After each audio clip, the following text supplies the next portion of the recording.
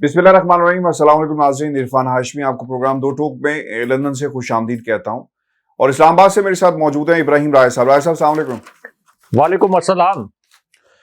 राय साहब, तीन खबरें हैं मेरे पास जिस पर हम तफसील से बात करेंगे। पहली खबर, फैसल वाडा के बाद पीटीआई के एक और बड़े लीडर की प्रेस कॉन्फ्रेंस क्या होने वाली है, बड़ा सवालिया निशान है और इसका क्या पाकिस्तान की मौजूदा सियासत पर असर पड़ेगा, इस पर तफसील से हम बात करेंगे। और फिर अरशद शरीफ की शहादत से मुतल्लिक एक नई वीडियो सामने आई और दो हकाइक हैं। ये हकाइक ऐसे हैं कि इसने इस केस की डायमेंशन को बदला भी है और कुछ चीजों को जो पहले मशकूक थी मजीद मशकूक भी कर दिया है।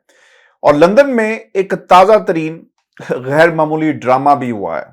कुछ लोग स्पून फीडिंग करते हुए नजर आए। एक बयानिया, दोबारा साजिशी बयानिया तैयार किया जा रहा है। ये भी कहानी मैं आपको सुनाऊंगा लंदन से कि आज लंदन में सारा दिन क्या होता रहा है। लेकिन राय साहब, लॉन्ग मार्च की तारीख का ऐलान कर दिया गया, तैयारियां अपने अरूज पर हैं। इसी दौरान तमाम कोशिशें की जा रही हैं कि किसी तरह इस लॉन्ग मार्च को रोक लिया जाए और पीडीएम ने सुप्रीम कोर्ट ऑफ पाकिस्तान का भी दरवाजा खटखटाया है। वहां से भी इन्हें मुंह की खानी पड़ी। इसी दौरान एक प्रेस कॉन्फ्रेंस हुई है और यह प्रेस कॉन्फ्रेंस की गई है पीटीआई के अपने एक रहनुमा की तरफ से, फैसल वाडा ने, और उन्होंने अपनी तरफ से कुछ इंकशाफात किए। वो बातें जो आप और मैं पिछले 2 रोज से अपने इस प्लेटफॉर्म पे कर रहे हैं, उनको शायद मुझे ऐसा लगा कि रिपीट की हैं, लेकिन कुछ बातें उन्होंने ऐसी की जो एक चार्जशीट थी, इल्जामात थे, चार्जशीट नहीं इल्जाम थे। और ये किसके कहने पे किया, इसका जायजा लेंगे। लेकिन जो बातें वो कर रहे हैं वो ये कहते हैं कि अरशद शरीफ की मौत कत्ल है। लॉन्ग मार्च में खून ही खून नजर आ रहा है मुझे, जनाजे ही जनाजे नजर आ रहे हैं। बहुत सारी आम शख्सियात रास्ते से हटा दी जाएंगी और मासूम लोग मारे जाएंगे। ये उनके अल्फाज थे, मासूम लोग और अहम शख्सियात और इंपॉर्टेंट शख्सियात, और कई लाशें मार्च की आड़ में आने वाले दिनों में गिरने वाली हैं। उन्होंने ये भी कहा कि साजिशों अरशद शरीफ के गिर्द एक घेरा था और डराया गया और मजबूर किया गया कि मुल्क से चले जाओ। दुबई से अरशद शरीफ को जबरदस्ती निकालने की जो बात की जा रही है, इसमें सदाकत नहीं है। उसका पासपोर्ट, जो वीजा था, वो खत्म हुआ और उसके बाद उसने कहीं ना कहीं जाना था, इसलिए वो कीनिया चला गया। फिर यह भी कहा गया कि मेरे ख्याल से अरशद शरीफ की मौत कोई हादसा नहीं, मेरे ख्याल में अरशद को गाड़ी के अंदर से मारा गया और उन्हें सिर्फ 2 गोलियां लगी, एक छाती पर और एक सीने सर पे, और वो लॉन्ग रेंज से नहीं बल्कि करीब से मारी गई। और फिर उन्होंने ये भी कहा कि अरशद शरीफ की मौत कत्ल है जिसकी साजिश पाकिस्तान में हुई, किरदार पाकिस्तान के अंदर मौजूद है और अरशद शरीफ का ना मोबाइल मिलेगा ना लैपटॉप मिलेगा। ये बात मैंने सवाल आपसे किया था ना कि आप देखिएगा कि लैपटॉप भी गायब हो जाएगा, और अब वो बातें दोबारा हो रही हैं कि शवाहिद मिटा दिए जाएंगे। राय साहब, बयानात वहां से भी बदल रहे हैं, इस पर भी बात करेंगे। लेकिन मेरा बुनियादी तौर पर यह सवाल है कि इस प्रेस कॉन्फ्रेंस के बाद ना 2 बड़े काम हुए। एक काम तो यह हुआ कि पाकिस्तान तहरीक इंसाफ, असद उमर साहब, फवाद चौधरी साहब, उनके बयान रिकॉर्ड पर मौजूद हैं, उन्होंने लाताल्लुकी का इजहार किया और फौरी तौर पर जो जैदी साहब हैं हमारे कराची से पीटीआई के, उन्होंने फैसल वाडा की रुकनीत को मुअत्तल कर दिया है और फिर उन्हें शोकाज नोटिस जारी करते हुए जवाब मांगा गया है। 2 दिन के अंदर उन्हें जवाब देना है, नहीं तो फिर वो समझें कि फारिग ही हैं। अच्छा, बुनियादी तौर पर पाकिस्तान का मीडिया आम होता ही है कि खान साहब की भी तकरीर नहीं दिखाई जाती। आपको तो पता है, टेलीविजन चैनल पे इतने बरस से आप काम कर रहे हैं कि 9 बजे का बुलेटिन कितना अहम होता है, लेकिन इसके बावजूद ये तकरीर पाकिस्तान टेलीविजन पे भी दिखाई गई और यहां भी दिखाई गई, और शायद स्क्रिप्ट राइटर से कहीं ना कहीं गलती हुई है। आपको सहारों की तलाश है और सहारा आपने ढूंढा इमरान खान की सफों के अंदर से, जो समझते थे कि शायद इनके लिए काम करेगा और एक ऐसी प्रेस कॉन्फ्रेंस जिससे तूफान आ जाएगा। राय साहब, मैंने तो प्रेस कॉन्फ्रेंस सुनी, आपने भी सुनी, पहला इंप्रेशन क्या मिला आपको और कितनी पायदार थी या कंफ्यूज, या कुछ समझ में भी आई कि ये प्रेस कॉन्फ्रेंस क्या थी? हाशमी साहब, एक तो जो स्क्रिप्ट राइटर है वो बड़ा नालायक है, इंतहाई नालायक साबित हुआ है। इमरान खान साहब के खिलाफ जितने स्क्रिप्ट लिखे हैं इस स्क्रिप्ट राइटर ने, वो सारे के सारे स्क्रिप्ट पिट गए और हर स्क्रिप्ट के बाद इमरान खान साहब को सियासी फायदा हुआ है। तो एक तो ये जो स्क्रिप्ट राइटर है, इसको तो मुर्गा बनाना चाहिए, इसको कान पकड़वाने चाहिए कि इस स्क्रिप्ट राइटर ने हमेशा इमरान खान साहब को फायदा दिया है। अब जो फैसल वाउडा साहब को ये अचानक याद आया अरशद शरीफ साहब की शहादत के मुतल्लिक ये बयान देने का कि किरदार जो हैं, यानी अरशद शरीफ साहब के कातिल जो हैं, वो पाकिस्तान में हैं।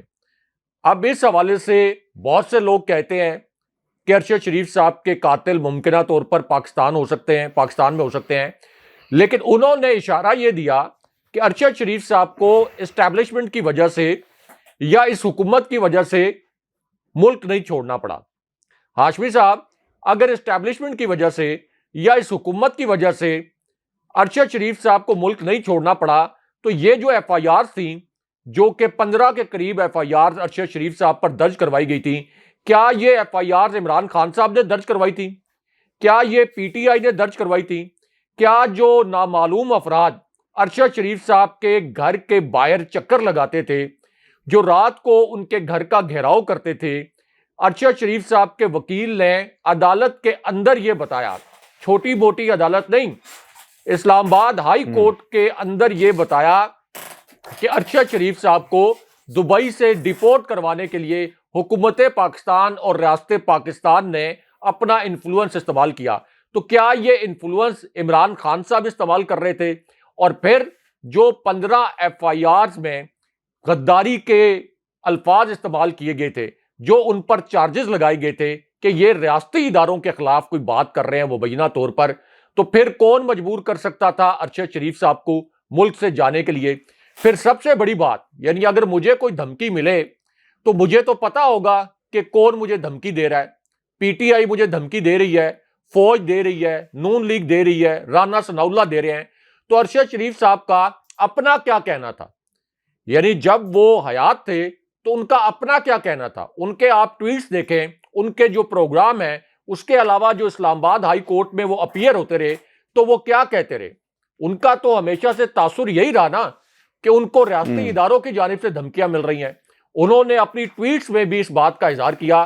तो अब फैसल वाउडा ने असल में इस उम्र में आके, यानी जब उन्होंने देखा कि एक तरफ उनकी नाअहली जो है, उनकी गलत बयानी की वजह से अब ये लगता यह है कि ये ख़त्म नहीं होगी, उनको इस बात का पास भी नहीं था कि इमरान खान साहब ने आउट ऑफ वे जाकर जब उनकी रुकनियत ख़त्म हुई कौमी असम्बली की, तो उनको सेनेट में अकोमोडेट करने की कोशिश की। लेकिन अब अपने सियासी करियर के इस मौके पर फैसल वाउडा ने असल में, जिसको कहते हैं सियासत की जुबान में कि सियासी कालक जो है, वो उन्होंने अपने मुंह पर मली है। यानी इसका कोई फायदा, जिनके इशारे पर फैसल वाउडा ने यह प्रेस कॉन्फ्रेंस की है, जिन कुव्वतों के इशारे पर फैसल वाउडा ने यह प्रेस कॉन्फ्रेंस की है, उनको भी कोई फायदा नहीं होगा, नून लीग को भी कोई फायदा नहीं होगा।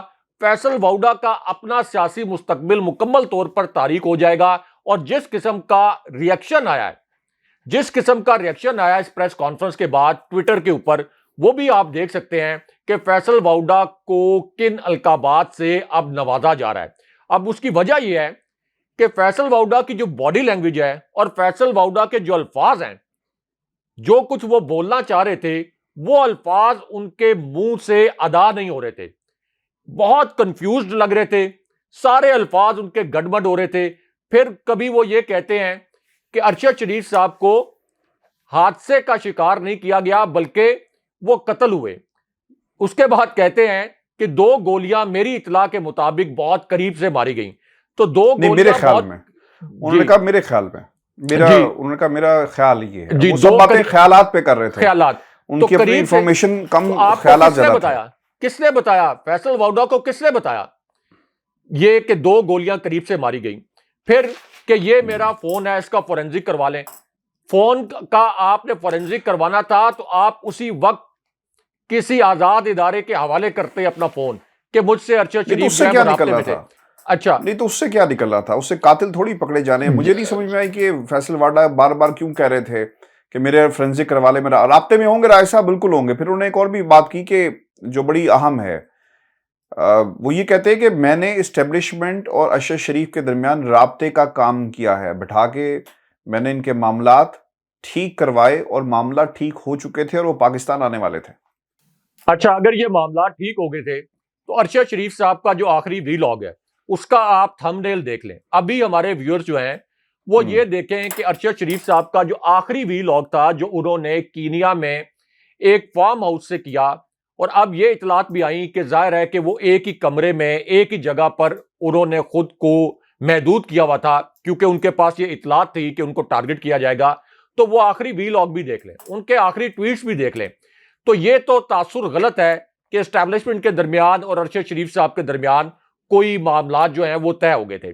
दूसरा, अब फैसल वाउडा को अगर कोई मेरिट पर फैसला होता है तो फैसल वाउडा को तफ्तीश में शामिल करना चाहिए। वो ये कहते हैं कि मुझे पता है कि कातिल कौन है, मुझे ये पता है कि वो पाकिस्तान में है, तो सबसे पहले तो फौज को आगे आना चाहिए, हमारे इदारों को आगे आना चाहिए, आईएसआई को आगे आना चाहिए और फैसल वाउडा से आज ही जाकर उनसे पूछें कि ये जो इल्जामात लग रहे हैं, हमारी तरफ भी उंगलियां उठ रही हैं। वहां पे कीनिया की पुलिस कह रही है कि ये एक मिस्टेकन आइडेंटिटी का केस था, पहले वो ये कह रहे थे, तो उंगलियां उसके बावजूद हमारी तरफ उठ रही हैं। अब तुम्हें पता है कि कातिल कौन है, तो तुम बताओ, शायद पेश करो कौन है कातिल। तो फैसल वाउडा को उसमें राय साहब मैं अर्ज कर दूं, ये सवाल हुआ है कि आप क्या करेंगे ऐसी इंफॉर्मेशन को छुपा के सीने के साथ लगाकर, तो आप देते क्यों नहीं कातिलों को पकड़ें और अंदर किया जाए। और अगर आपको नाम भी पता है और जानते भी हैं किसने किया, बैरूनी साजिश हुई, अंदरूनी सही नाम लिए गए। उन्होंने कहा कि मैं एमआई, मिलिट्री इंटेलिजेंस और आईएसआई और इमरान खान को ये दे दूंगा, सारी इंफॉर्मेशन दे दूंगा वक्त आने पर, ये उन्होंने कहा है। वो वक्त कभी भी नहीं आएगा। ये जब अल्फाज बोले जाते ना कि मैं वक्त आने पे कर दूंगा, वो वक्त कभी भी नहीं आता। अब एक ओपन सीक्रेट है। अब आप ये देखें हाशमी साहब कि ये जो प्रेस कॉन्फ्रेंस है ये पीटीवी पर भी चलवाई गई।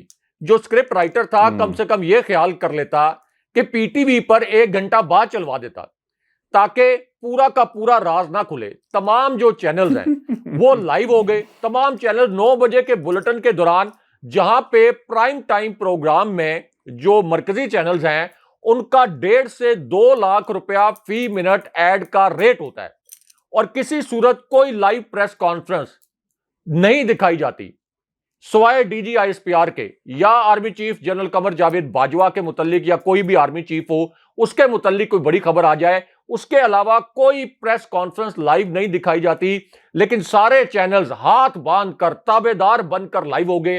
तो इससे भी पता चल जाता है कि फैसल वाउडा की ये जो प्रेस कॉन्फ्रेंस थी इसके पीछे कौन था। लेकिन हाशमी साहब, क्या फैसल वाउडा की इस एक प्रेस कॉन्फ्रेंस से इमरान खान साहब के इस लॉन्ग मार्च पर या इमरान खान साहब की मकबूलियत पर कोई असर डाला जा सकता है?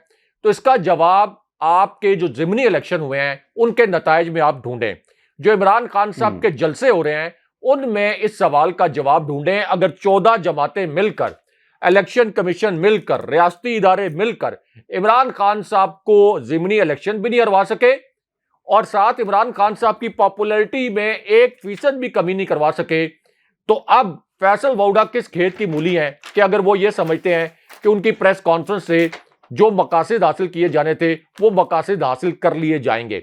दूसरा, हाशमी साहब देखें कितनी वेग बातें कर रहे हैं। इन वेग बातों पर तो फैसल वाउडा को हिरासत में लेकर तफ्तीश करनी चाहिए कि भाई आप तो पूरी कौम को कंफ्यूज कर रहे हैं। आप एक तरफ ये कह रहे हैं कि ताकतवर शख्सियात मारी जाएंगी, अहम शख्सियात मारी जाएंगी, और मैंने ये कह दिया है कि अगर मैं मारा गया तो फिर 3 बड़ी शख्सियात को निशाना बनाया जाएगा। यानी खुलेआम टीवी पर आप इस किस्म की धमकियां दे रहे हैं, लाशें गिरेंगी। और उन्होंने कहा कि मेरे पास पैसा है, मैंने करोड़ों रुपया खर्च कर दिया, डॉलर्स खर्च कर दिया, सुपारी दे दी ना। मैं हाँ, वो ये कहते हैं कि मैं घर पे कह कर आया हूं कि अगर मुझे कुछ हुआ तो फिर ठीक 3 घंटे के अंदर उनके घरों में भी तोहफा पहुंचेगा उनकी लाशों का। ये अल्फाज थे। देखिए, मैं आपको एक बात बताऊं, ये फैसल वाडा का ना कुछ ज़हनी तवाजुन खराब हो गया या उनका, या क्या हुआ है, ये इंजेक्शन ऐसी हरकत जो है ना राय साहब, ऐसी हरकत ना 2 सूरतों में करता है, या वो कॉम्प्रोमाइज हो जाता है या फिर कोई ऐसी बात किसी के हाथ लग गई कि वो मजबूर हो गया, या फिर उसने समझा कि जो आप बात कर रहे हैं कि जनाब उसे पता था कि अब तो मुझे सुप्रीम कोर्ट से भी रिलीफ नहीं मिल रहा, क्योंकि वहां पर भी एक झूठ पकड़ा गया कि इन्होंने अपना पासपोर्ट जो जमा करवाया उस पर तारीख जो है वो उसकी एक्सपायर पासपोर्ट को जमा करवा दिया, हालांकि उसका आपकी नेशनैलिटी से कोई ताल्लुक नहीं। तो उन्हें लगा कि यार अब तो खत्म होगी कहानी,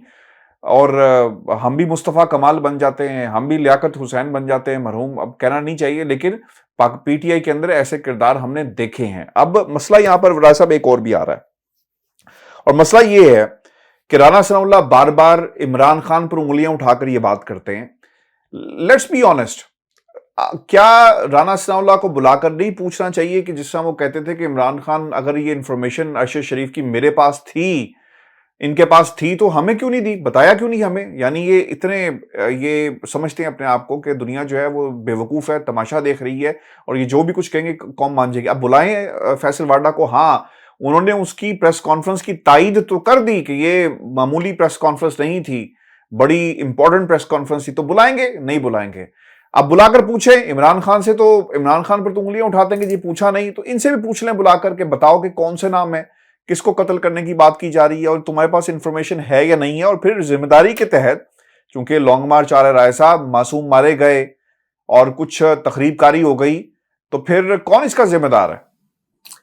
हाशमी साहब, स्क्रिप्ट राइटर साहब, आपसे ये गुजारिश है कि जब आप ये स्क्रिप्ट लिखते हैं तो थोड़ा उसको राजदारी में भी रखा करें।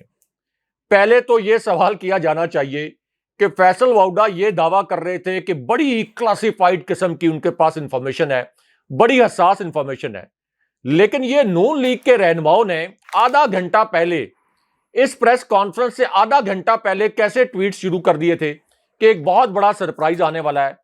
कई सहाफी जो कि नून लीग के करीब समझे जाते हैं, उन्होंने ट्वीट शुरू कर दिए कि एक बहुत बड़ा गेम चेंजर आने वाला है, बहुत बड़ी एक नई सिचुएशन पैदा होने वाली है, अरशद शरीफ साहब की शहादत के हवाले से नए हकायक सामने आने वाले हैं। इसका मतलब यह है कि यह सब कुछ पहले से स्क्रिप्टेड था, लेकिन अब फैसल वाउडा को भी ये जो स्क्रिप्ट राइटर हैं, क्योंकि एक स्क्रिप्ट राइटर होता है, एक डायरेक्टर होता है, आगे एक अदाकार होता है, लेकिन स्क्रिप्ट राइटर भी कमजोर हो, डायरेक्टर भी कमजोर हो, ऊपर से जिसने अदाकारी करनी है वो भी कमजोर हो, तो सारा नजला फिर गिरता है अदाकार पे।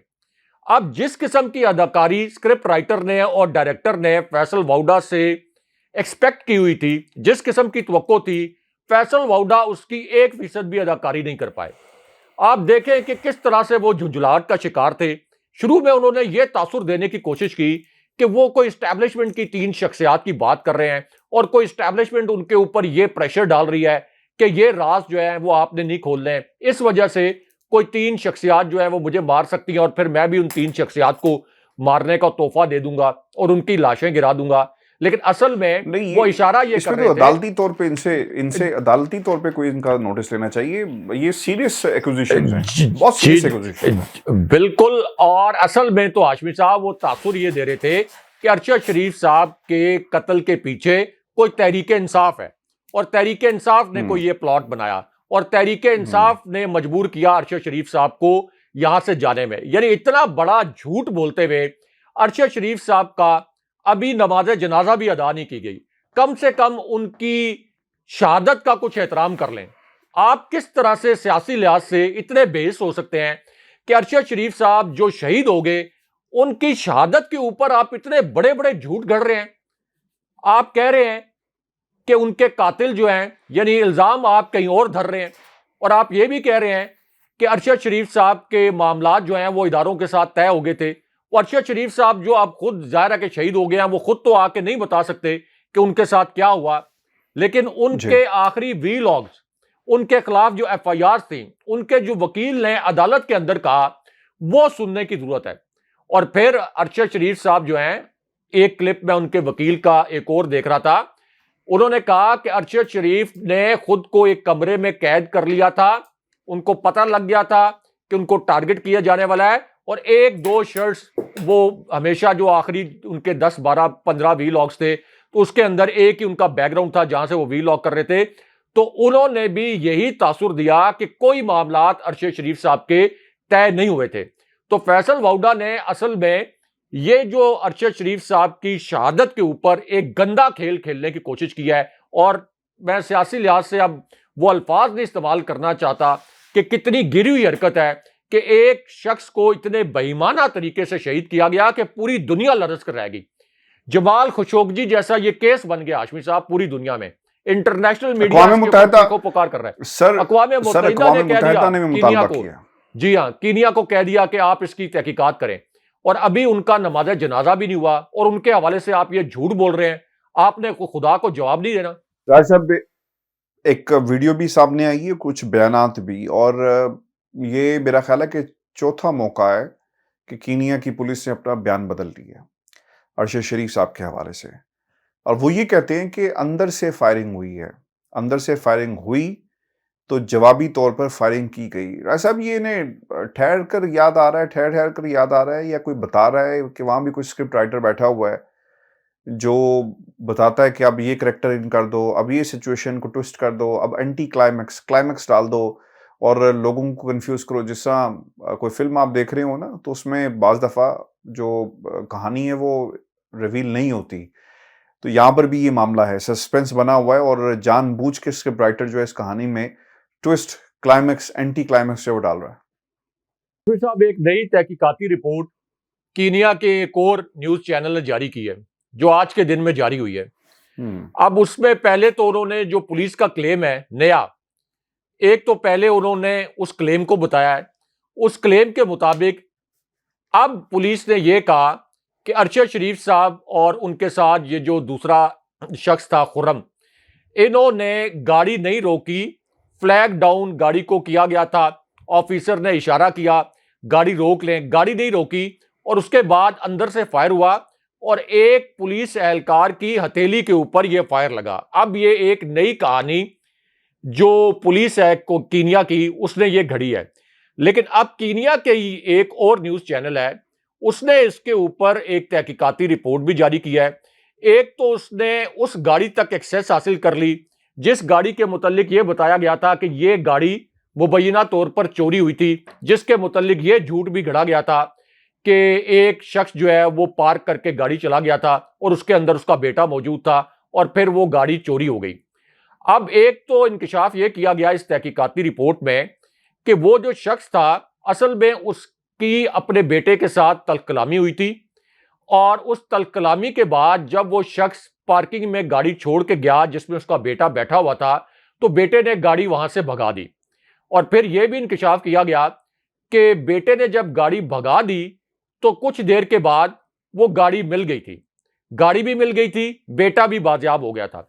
अब बेटा भी जब बाजियाब हो गया, गाड़ी भी मिल गई, यानी मिल गया, बाजियाब होने से मुराद के मिल गया, तो फिर उसके 1 घंटे के बाद अरशद शरीफ साहब की गाड़ी को मिसटेकन आइडेंटिटी के चक्कर में किस तरह से निशाना बनाया जा सकता था। यानी जब गाड़ी भी रिकवर हो गई, बच्चा भी रिकवर हो गया। दूसरा, इसी तहकीकाती रिपोर्ट में अब यह बताया गया कि वो गाड़ी थी मर्सिडीज बेंज, जिस गाड़ी के चोरी होने का दावा किया गया, जबकि यहां पर जो गाड़ी थी जो कि अरशद शरीफ साहब जिसमें सवार थे, ये गाड़ी थी सफेद कलर की लैंड क्रूजर। तो इन दोनों गाड़ियों की जो मेक है, दोनों की शेप, ये भी दिखाई है अब कीनिया के एक न्यूज चैनल ने कि आप देख सकते हैं कि इन दोनों में कितना फर्क है। इसलिए गलतफहमी का यहां भी कोई सवाल पैदा नहीं होता था। फिर इसी तहकीकाती रिपोर्ट के अंदर अब वो ये भी कहते हैं कि जिस नाके की बात की गई कि इस नाके पर अरशद शरीफ साहब की गाड़ी को रोकने की कोशिश की गई थी, उस नाके के ऊपर तो कोई एहलकार मौजूद ही नहीं था। पहले भी यह कहा गया था कि वहां पे छोटे छोटे सिर्फ पत्थर मौजूद थे। तो जब कोई एहलकार ही मौजूद नहीं था, तो फिर अरशद शरीफ साहब की गाड़ी के अंदर से फायर कैसे हो सकता था? वो किस पर फायर करते और क्यों करते, उसका क्या जवाब होता? फिर एक और इंकशाफ यह किया गया कि पुलिस जिस नाके की मुबैना तौर पर बात कर रही है, पुलिस अब यह एडमिट कर रही है कि हमारे पास भी एक लैंड क्रूजर थी। तो अगर उनके पास भी एक लैंड क्रूजर थी, तो फिर पुलिस ने इस गाड़ी को चेज क्यों नहीं किया? क्योंकि पुलिस यह क्लेम कर रही है कि जब यह फायर किए गए तो उसके बाद भी तकरीबन 12 किलोमीटर तक इस गाड़ी को ड्राइव किया गया, और 12 किलोमीटर के बाद एक किसी वीरान गांव के अंदर इस गाड़ी को छोड़ा गया, और फिर एक नक्कार अहमद नामी शख्स का जिक्र किया गया कि खुर्रम अहमद ने नक्कार अहमद को कॉल की, जहां पर ये पूरा सीन था, जहां ये क्रिएट किया गया था, जहां अरशद शरीफ साहब को गोली मारी गई थी, वहां से कुछ 26 किलोमीटर दूर ये नक्कार अहमद नामी शख्स रहता था।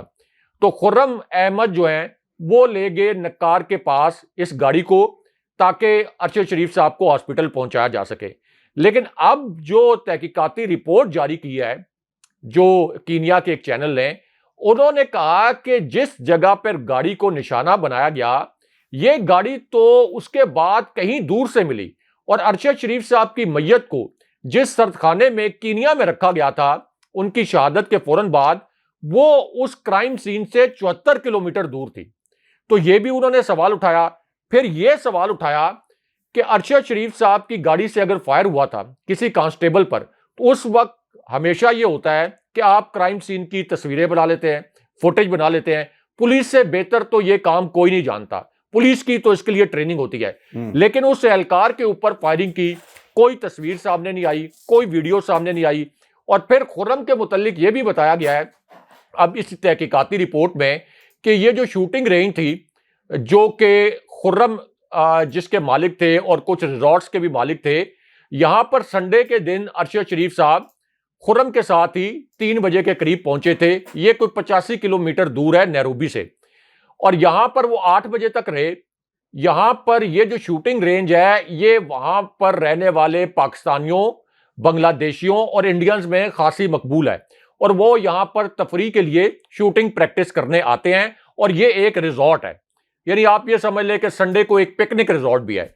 तो 8 बजे वो वहां से निकलते हैं, अरशद शरीफ साहब और उनके साथ उनका जो साथी था खुर्रम। तो इस पूरी सूरत हाल वो ये कहते हैं कोई भी गैर मामूली हमें हालात हमारी तहकीकात के मुताबिक नजर नहीं आए कि जहां पर पुलिस को 2 फायर करने पड़ते एक गाड़ी के ऊपर, उसके टायर पर फायर करने के बजाय बराह रास्त गाड़ी के शीशों पर फायर किए गए, और फिर गाड़ी को चेज नहीं किया गया। खास तौर पर इस पूरी सूरत हाल में जब यह भी पता चल गया था कि गाड़ी दूसरी जो मुबैना तौर पर चोरी हुई थी वो मर्सिडीज बेंज थी। फिर आखिरी इंकशाफ हाशमी साहब इसके अंदर यह भी किया गया कि वो जो बच्चा था उसके पास ड्राइविंग लाइसेंस नहीं था, जिसके मुतालिक यह कहा गया कि यह अगवा हो गया। तो उसको अदालत में पेश किया गया कि ड्राइविंग लाइसेंस तुम्हारे पास नहीं था, तुमने गाड़ी क्यों भगा दी। और उसके बाद फिर उसके बाप ने आके वो केस खत्म करवा दिया। लेकिन यहां पर जो नैरोबी के साबिक गवर्नर हैं, उनका जो इंकशाफ है हाशमी साहब, उसको नहीं इग्नोर किया जा सकता। तो उन्होंने तो अब यह कहा है कि अरशद शरीफ साहब का एक माफिया, एक डेथ स्क्वाड, एक किलर स्क्वाड जो है वो अरशद शरीफ साहब का कीनिया में पीछा कर रहा था।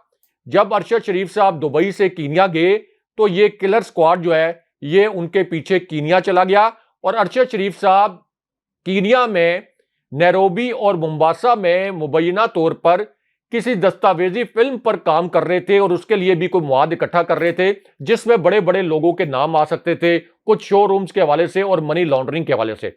और सबको पता है कि एक दस्तावेजी फिल्म का ट्रेलर भी जारी हुआ था जिसमें अरशद शरीफ साहब ने शरीफ खानदान की करप्शन की बात की थी।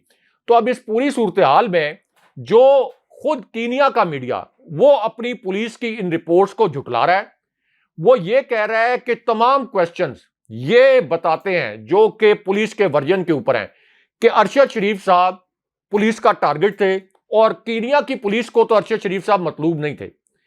कीनिया की पुलिस अरशद शरीफ साहब को प्रिसाइजली क्यों टारगेट करेगी, यह सवाल अब कीनिया का मीडिया उठा रहा है कि आखिर किसको मतलूब थे, और कीनिया की पुलिस या कीनिया की हुकूमत को क्या मिलना था अरशद शरीफ साहब को टारगेट करके।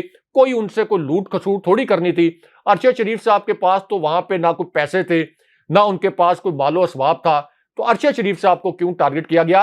ये वो सवालात हैं जिनके जवाबात मिलने जरूरी हैं। और इस इंपोर्टेड हुकूमत ने अब एक और काम किया है कि जो 3 रुकनी एक टीम बनी थी जिससे कीनिया जाना था, जिसमें आईएसआई के एक लेफ्टिनेंट कर्नल भी शामिल थे, अब आईएसआई के ऑफिसर को उस टीम से निकाल दिया गया है। अब सिर्फ आईबी और एफआईए की टीम कीनिया जाएगी, और उसका कोई क्रेडिबल आप समझते हैं कि वो कोई ऐसे नताइज दे सकेगी जिसके ऊपर कोई पाकिस्तानी कौम यकीन कर सके, वो आईबी और वो एफआईए जो इंटीरियर मिनिस्ट्री के नीचे काम करते हैं। अच्छा राय साहब, ये इसके ऊपर सियासत हो रही है, बाज लोगों ने ये कहा, और ये नून लीग की तरफ से ये कहा जा रहा है कि इमरान खान अरशद शरीफ की शहादत के ऊपर सियासत कर रहे हैं। अच्छा, सियासत होती क्या है इसकी मिसाल आपको नून लीग की टाइमलाइन, जितने भी इनके फॉलोअर्स हैं वहां से मिलेगी। आपके मुल्क का वज़ीर आज़म क्या कहता है वहां से आपको पता चलेगा कि सियासत कौन कर रहा है।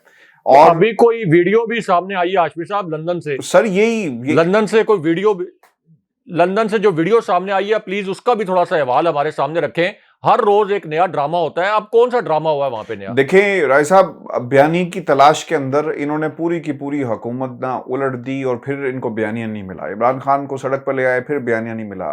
चोरों को मुसल्लत कर दिया, फिर बयानिया नहीं मिला। ये रोजाना बयानिए बनाने की एक फैक्ट्री है जो लंदन में लगी हुई है। अब वहां पर एक सवाल उनसे ये पूछा गया, और ये सवाल किया है दुनिया न्यूज के रिपोर्टर ने, अजहर जावेद ने, और उन्होंने किस तरह स्पून फीडिंग इसे कहते हैं, वो सही किसी ने दोस्त ने लिखा कि स्पून फीडिंग हुई है, मुंह में अल्फाज डाले गए।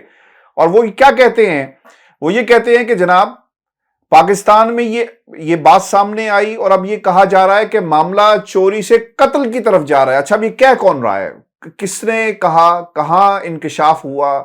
कोई कमेटी अभी पाकिस्तान जो बनाई गई है, कीनिया पहुंची नहीं, इन्वेस्टिगेशन हुई नहीं, इन्हीं की कमेटी है ना। अगर इन्हीं की मतलब की रिपोर्ट आनी है जिसका आपने हवाला दिया, तो वो भी राज्यसभा अभी नहीं आई, और आप कह रहे हैं कि मामला चोरी से कत्ल की तरफ जा चुका है और मुल्क की सालिमियत खतरे में आ गई। देखें, रोजी रोटी कमाएं आप, बहुत अच्छी चीज है, लेकिन आप पाकिस्तान में किसी की नौकरी के चक्कर में और किसी के मतलब के सवालात पूछने के चक्कर में ना आप ये वक्त जो है हर शख्स के ऊपर आ सकता है। साहब, हम सियासत नहीं हमें करनी चाहिए, यहां पर हर बंदा सियासत कर रहा है, हर कबीले के अंदर सियासत जो है उस वक्त हो रही है, सहाफियों के कबीले में भी सियासत हो रही है। और नवाज शरीफ ने पूरा सवाल सुना और सवाल सुनने के बाद उसका जवाब दिया कि मैं कोई अक्लमंद इंसान ऐसी बात नहीं करेगा, वक्त आने पर इसका जो है जवाब मिलेगा। सिर्फ वो टारगेट कर रहे हैं इमरान खान साहब के लॉन्ग मार्च को, और उनका टारगेट ये है कि ये लॉन्ग मार्च कामयाब ना हो और किसी तरह इसको रोका जा सके, इसको कंट्रोवर्शियल बना दिया जाए। और इसके ऊपर उन्होंने एक भरपूर जो है वो कोशिश की। 2 दफा उन्होंने अटैक किया, और जो पहला अटैक था वो ट्वीट की शक्ल में किया। वो ये कहते हैं कि आर्मी चीफ की तैनाती का मसला है सिर्फ, और इमरान खान लॉन्ग मार्च सिर्फ आर्मी चीफ की तैनाती के लिए कर रहे हैं। हालांकि राजा साहब, आपको मालूम है कि इमरान खान ने एक दफा नहीं मुतादिद दफा ये कहा कि हमें इससे कोई सरोकार नहीं है कि आप जिस मर्जी को आर्मी चीफ बनाएं, लेकिन पाकिस्तान की अवाम का मैंडेट पीछे होना बहुत ही जरूरी है।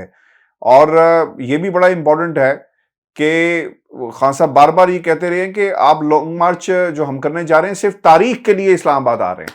तो मेरा ख्याल है कि ये एक बयानिया बनाने की कोशिश लंदन से की जा रही है कुछ लोगों की तरफ से, और इसको एंडोर्स करने की कोशिश की गई आज नवाज शरीफ साहब ने। तो व्यूअर्स, ये आज का हमारा शो है। अपने कमेंट्स जरूर भेजिएगा, चैनल को सब्सक्राइब करना मत भूलें। मुझे और इब्राहिम राजा साहब को इजाजत दीजिए। अल्लाह ने के बाद।